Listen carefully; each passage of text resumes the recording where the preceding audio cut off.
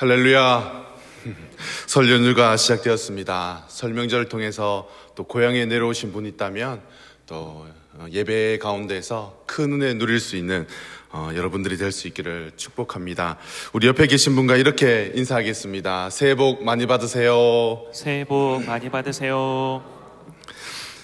네, 2025년 한 해 새해 복 많이 받으시고 또 새해 복 많이 누리시며 새해 복 많이 나눠주시는 우리 대영의 모든 가족들 될 수 있기를 예수님의 이름으로 축복합니다. 자, 오늘 이색적인 연구 결과가 있어서 여러분에게 하나 소개해 드리려고 합니다. 이혼하는 부부의 95%가 공통적으로 하는 행동이 있다고 합니다. 40년간 무려 3,600쌍의 부부를 연구한 심리학자 존 가트맨 교수는 3,600쌍의 부부 중 이혼할 부부를 예언했는데 적중률이 무려 95%나 된다고 합니다. 가트맨 교수는 이혼의 근거로 부정적인 말투의 빈도를 들었습니다. 긍정적인 말과 부정적인 말의 비율이 5대4 이상일 때 이혼을 한다는 것이었습니다.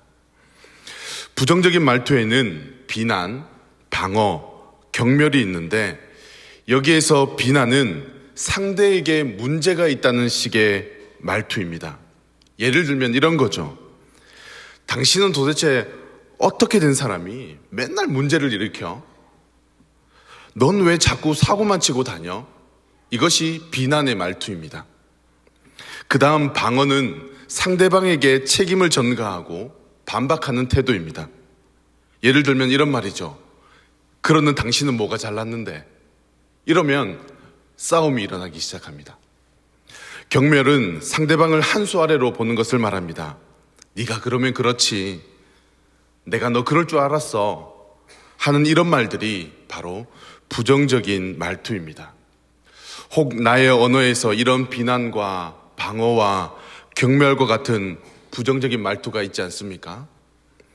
우리나라 속담에도 가는 말이 고와야 오는 말이 곱다 하는 말이 있듯이 이번 설 명절에는 우리 모두가 이런 부정적인 말투를 버리고 연습해서라도 긍정적인 말을 많이 할 수 있기를 예수님의 이름으로 축복합니다. 잠언은 지혜의 왕으로 알려진 솔로몬이 자신의 자녀들에게 쓴 편지입니다. 솔로몬은 오늘 함께 살펴볼 잠언 15장의 말씀을 통해서 우리가 사용하는 언어, 우리가 사용하는 말이 얼마나 중요한지를 강조하고 있습니다. 15장 1절 말씀을 보시면 유순한 대답은 분노를 쉬게 하여도 과격한 말은 노를 격동하느니라 라고 말씀합니다. 유순한 대답과 과격한 말을 대조하고 있습니다. 2절 말씀도 보시면 지혜 있는 자의 혀는 지식을 베풀고 미련한 자의 입은 미련한 것을 쏟느니라 라고 말씀하면서 지혜 있는 자의 혀와 미련한 자의 입을 대조하고 있습니다. 이 밖에도 4절 말씀에서는 온순한 혀와 패역한 혀를 언급하면서 자신의 입을 잘 관리하고 어떻게 혀를 사용해야 하는지 잘 아는 사람이 바로 지혜로운 사람이다 라고 말씀합니다. 그리고 오늘 본문의 말씀인 잠언 15장 23절 말씀에서는 때에 맞는 말을 사용하는 것이 정말 중요하다는 것을 우리에게 다시 한 번 더 강조하고 있습니다. 우리 함께 잠언 15장 23절 말씀을 함께 읽겠습니다. 사람은 그 입의 대답으로 말미암아 기쁨을 얻나니 때에 맞는 말이 얼마나 아름다운고. 첫 번째, 사람은 그 입의 대답으로 말미암아 기쁨을 얻는다고 솔로몬 왕은 말합니다. 여기에서 그 입의 대답이라고 하는 말은 번역된 것은 마네핀이라는 말로 호감을 주는 적절한 대답을 의미합니다. 호감을 주는 적절한 대답이 뭘까요? 제가 말씀을 묵상하다가 아내와 연애할 때가 생각이 났습니다. 한 번은 아내에게 문자 메시지로 이렇게 물었습니다. 나는 어떤 사람이야? 라고 묻자 아내에게로부터 이런 문자가 왔습니다. 권두건이라는 사람은 어떤 사람이야? 라고 묻는다면 진실로 경건하고 내면으로 하나님께 헌신된 사람이라고 자신 있게 말할 수 있습니다. 당신의 모범적인 삶은 100마디의 말보다 많은 것을 나에게 가르쳐 줍니다. 살아가면서 억울한 일, 속상한 일, 가슴을 움켜잡게 되는 많은 상처 속에서도 연연하지 않고 순간순간 아름다운 선택이 되길 소망해요. 주님은 그 모든 일의 보상이시니까요. 물론 당시에 제가 그렇게 살지는 않았지만 이런 아내의 호감을 주는 적절한 대답에 마음이 녹아서 만난 지 6개월 만에 그해 11월에 결혼했습니다. 여러분은 어떤 사람과 대화하고 싶으십니까? 말이 끝나기도 전에 판단하여 대답하는 사람과 이야기하고 싶으십니까? 당신은 이래서 문제야 라고 비난하는 사람과 대화하고 싶으세요? 좋은 말로 할 때 하자며 강요하는 사람, 어떻게 김대리는 이것도 못해 라고 비교하는 사람, 이런 건 기본 아니야? 너 몇 년 차인데 아직도 이걸 못해 라며 당연시 여기는 사람, 네가 똑바로 했으면 내가 이럴 일이 없었잖아 라고 하며 죄책감을 주는 사람. 여러분, 이런 사람과 만나서 대화를 통해서 나의 문제가 해결되었다고 하더라도 그 사람과의 대화는 좋은 만남으로 기억되기 어렵습니다. 대화는 했고 문제는 해결되었지만 저 사람하고 다시는 만나고 싶지 않다는 생각을 하게 됩니다. 가끔 설명절 뉴스를 보다 보면 가족들이 모인 자리에서 서로 다른 정치 견해를 이야기하다가 싸우고 상해를 입히는 경우를 종종 보게 됩니다. 이것은 정치 견해가 다른 것보다 대부분 말로서 상대방을 무시하거나 감정을 상하게 함으로써 나타나는 결과입니다. 그래서 에베소서 4장 29절 말씀은 우리에게 이렇게 말씀합니다. 다 함께 읽겠습니다. 무릇 더러운 말은 너희 입 밖에도 내지 말고 오직 덕을 세우는데 소용되는 대로 선한 말을 하여 듣는 자들에게 은혜를 끼치게 하라. 아멘. 사랑하는 여러분, 지혜로운 사람은 온유한 마음으로 상대방의 말을 경청하고 정중한 태도로 적절하게 대답합니다. 예를 들면 이런 말입니다. 오늘 하루도 정말 수고 많았지. 나를 위해 노력해줘서 정말 고마워. 오늘 저녁 식사 정말 최고야. 이러한 대답은 그 말을 듣는 사람에게 호의를 갖게 만들며 또 듣는 사람을 기쁘게 합니다. 여러분, 예수님을 믿는 사람들이 제일 먼저 바뀌는 게 뭘까요? 그것은 바로 언어라고 말합니다. 저는 우리 모두가 만나는 모든 사람들에게 호감을 주는 적절한 대답을 통해서 기쁨을 줄 수 있기를 축복합니다. 격려하고 응원하며 축복하는 언어를 사용해서 계속해서 대화하고 싶은 사람, 만나고 싶은 지혜로운 사람이 될 수 있기를 예수님의 이름으로 축복합니다. 두 번째, 솔로몬 왕은 때에 맞은 말이 아름답다라고 우리에게 말씀합니다. 우리 다시 한번 15장 23절 말씀을 함께 읽겠습니다. 사람은 그 입의 대답으로 말미암아 기쁨을 얻나니 때에 맞은 말이 얼마나 아름다운고. 여기에 때에 맞은 말이라는 것은 시기적절한 말, 시적절한 말을 의미합니다. 여러분, 아무리 칭찬의 말이라도 상황에 적합하지 않으면 그 칭찬의 말이 때로는 조롱으로 들릴 때도 있습니다. 같은 말이라도 때와 상황에 따라 얼마든지 그 의미가 다르게 들릴 수도 있고요. 아무리 좋은 말이라도 상황과 시기를 생각하지 않고 말한다면 듣는 사람에게 불쾌감을 줄 수 있습니다. 그 대표적인 예가 욥의 세 친구들이 욥에게 했던 말입니다. 욥은 하나님께서 허락하신 마귀의 시험 때문에 고통을 받고 있었습니다. 한순간에 그가 가졌던 모든 재산을 잃게 되었고 사랑하는 아들과 딸이 죽고 말았습니다. 또한 온몸에 피부병이 생겨서 몸을 긁어야만 했습니다. 그런 욥에게 친구들이 찾아와서 이렇게 말합니다. 욥기 5장 17절 말씀을 보십시오. 친구 엘리바스가 욥에게 이렇게 말합니다. 볼지어다 하나님께 징계받는 자에게는 복이 있나니 그런즉 너는 전능자의 경책을 업신여기지 말지니라. 욥기 8장 4절에도 보시면 친구 빌닷이 욥에게 찾아와 이렇게 말합니다. 내 자녀들이 주께 득자하였으므로 주께서 그들을 그 죄에 붙이셨나니.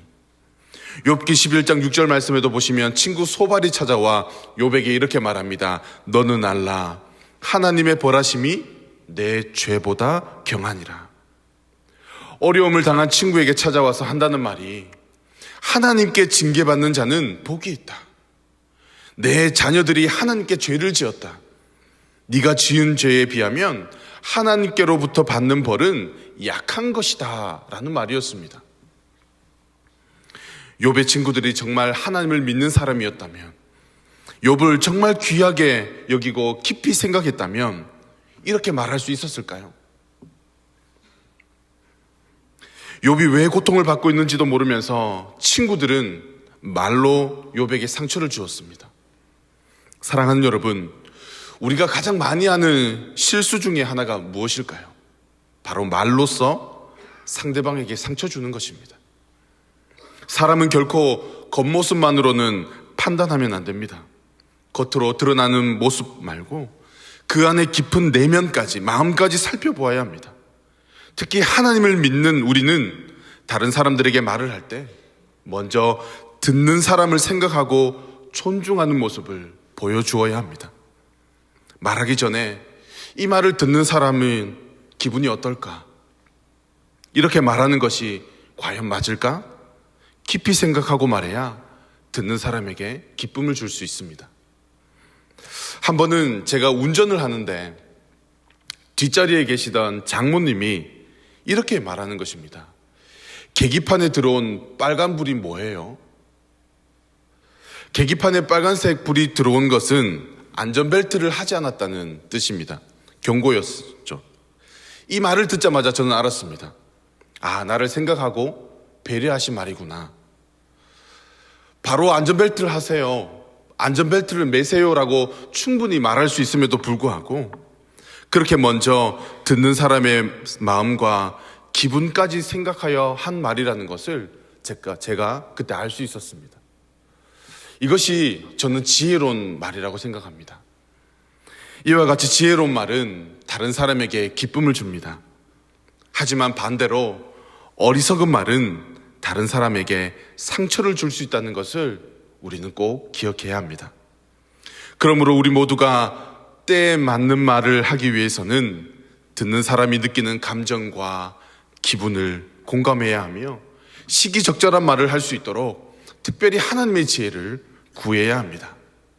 사랑하는 여러분, 그렇다면 솔로몬은 왜 사람은 그 입의 대답으로 기쁨을 얻고 때에 맞는 말이 아름답다라고 했을까요? 그 이유는 우리가 사용하는 말, 우리가 사용하는 언어에는 힘이 있기 때문에 그렇습니다. 이걸 바꾸어 말하면 우리가 하는 말에는 책임이 따르기 때문입니다. 저를 한번 따라할까요? 말에는 책임이 따른다. 책임이 따른다. 여러분, 모국어라는 말을 아십니까? 우리가 태어나면서 자연스럽게 습득하는 언어를 모국어라고 말합니다. 우리 중 대부분의 사람들이 태어나면서 자연스럽게 습득하는 언어가 무엇이죠? 한국어입니다. 모국어의 두 번째 뜻은 죄의 언어, 죄의 모국어입니다. 로마서 3장 23절의 말씀을 보면 모든 사람이 죄를 범하였음에 라는 구절이 나옵니다. 여기에 모든이라는 말 속에는 말씀을 전하는 목사를 포함해서 모든 사람을 의미합니다. 모든 사람이 죄를 범하였다라는 것은 모든 사람이 죄인으로 태어나 하나님을 경외하는 말보다는 하나님을 무시하는 말, 원망하고 불평하는 말을 하는 것이 우리에게 더 자연스럽고 익숙하다라는 것을 말씀하고 있는 것입니다. 이웃을, 가족을, 내 주변에 있는 사람을 칭찬하고 격려하고 지지하고 응원해야 된다는 것을 우리는 너무너무 잘 알고 있는데, 잘 알지만 입 밖으로 내뱉는 일이 여러분 쉽습니까? 어렵습니까? 많이 어렵죠. 사랑하는 여러분, 우리가 하는 말에 책임이 따른다는 것을 우리가 안다면 우리 안에 있는 이 죄의 언어, 이 죄의 모국어를 버려야 합니다. 우리가 잘 아는 민수기 14장 28절 말씀은 우리에게 이렇게 말합니다. 함께 읽겠습니다. 그들에게 이르기를 여호와의 말씀에 나의 삶을 가리켜 맹세하노라. 너희 말이 내 귀에 들린 대로 내가 너희에게 행하리니. 아멘. 아무리 우리가 그냥 하는 말이라도 쉽게 생각하고 내뱉으면 안 됩니다. 왜냐하면 하나님께서 다 듣고 계시기 때문입니다. 우리가 하는 말에 필연적인 결과가 있다는 것을 명심하며 우리는 말해야 합니다. 어떤 책에 보니까 내가 말을 하는 것은 농부가 땅에 씨앗을 뿌리는 것과 같다라고 그렇게 말합니다. 나는 안 될 거야 라고 말하는 것은 마치 농부가 썩은 씨앗을 땅에 심는 것과 같습니다. 반면 나는 잘 될 거야 라고 말하는 것은 농부가 튼실한 씨앗을 땅에 심는 것과 같습니다. 긍정적인 말을 더 많이 한다면 내 미래도 긍정적이 될 것이고, 부정적인 말을 많이 한다면 내 미래도 부정적이 될 것입니다. 그러므로 내가 내뱉는 모든 말이 모여서 나의 미래를 만들어 간다는 것을 안다면 어떻게 우리가 부정적인 이야기를 할 수 있겠습니까? 어떻게 부정적인 이야기를 내 아내에게, 남편에게, 내 자녀에게 할 수 있겠습니까? 사랑하는 여러분, 긍정적인 말을 할 수 있기를 축복합니다. 그래서 저는 제가 맡고 있는 영아부 아이들과 그리고 신방 가서 만난 아이들에게 꼭 빼놓지 않고 하는 기도가 있습니다. 이 아이들의 입술에는 사람을 살리는 말, 축복의 말, 감사의 말, 긍정의 말이 그 입술 가운데 떠나지 않게 하시고 복된 입술이 되게 해달라고 꼭 빼놓지 않고 기도하고 있습니다. 우리 모두에게도 사람을 살리는 말, 축복의 말, 감사의 말, 긍정의 말이 입에서 떠나지 않게 되기를 예수님의 이름으로 축복합니다. 우리 옆에 분에게 이렇게 인사하겠습니다. 감사합니다를 입에 달고 삽시다. 감사합니다를 입에 달고 삽시다. 말씀을 정리하면서 얼마 전 국민 MC 유재석 씨가 진행하는 유퀴즈라는 프로그램에 배우 송혜교 씨가 출연하였습니다. 송혜교 씨는 어릴 적부터 활동을 하다 보니 사실과 다른 크고 작은 루머들을 많이 들었다고 합니다. 그러면서 하는 말이 자신은 지금까지 욕을 너무 많이 먹어서 이제는 어떤 악성 댓글이 달려도 괜찮다라고 그렇게 말합니다. 직업의 특성상 한 귀로 듣고 한 귀로 흘리지만 어떨 때는 정말 이건 좀 아니지 않나 하는 이런 생각이 들 때도 있다고 합니다. 그때가 언제냐면 나에게 욕하고 악성 댓글을 다는 것은 괜찮지만 내 가족에게 욕하고 악성 댓글을 달 때는 자신의 마음이 너무 미어지고 찢어진다는 것이죠. 그렇게 너무 힘들어하고 있을 때 노희경이라는 작가와 연락하며 지냈는데 이런 상황을 이겨내고 나 자신을 사랑하기 위해서 그러면 우리 아침 저녁으로 우리가 수행을 하자 그렇게 약속을 했다고 합니다. 아침에는 오늘 하루를 어떻게 보낼 것인지 어떤 생활을 할 것인지를 적고 저녁에는 오늘 하루 감사했던 것 10가지를 적는 것이었다고 합니다. 첫날 저녁이었습니다. 감사한 것 10가지를 적으려고 하는데 한 개도 생각이 안 났다고 합니다. 나 감사한 게 없는데 뭐가 감사하지 하며 한참을 고민하다가 다시 노희경 작가에게 연락을 했다고 합니다. 선생님, 감사한 게 생각이 안 나는데 어떤 기준의 감사를 적어야 해요? 라고 묻자 노희경 작가는 이렇게 말합니다. 혜교야, 오늘 날씨가 좋은 것도 감사하고 너가 굶지 않고 밥을 먹은 것도 감사하고 너의 반려견이 건강한 것도 감사하고 예쁜 꽃을 보는 것도 감사하고 얼마나 감사할 것이 많니? 이 말을 듣고 난 후에 송혜교 씨는 마치 망치로 세게 머리를 한 대 얻어맞은 것 같다고 이야기합니다.